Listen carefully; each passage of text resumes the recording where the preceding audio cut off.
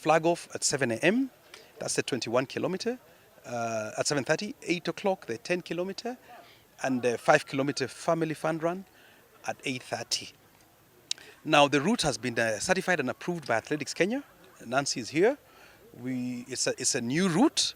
Marathon has not been happening in Nakuru, but now we have the marathon here. Because when we look at what we're doing with the County of Nakuru, a lot of the work we've done is focused on, supporting the youth. How do we enable them become future ready? We have brought digital learning through our Future Digital program.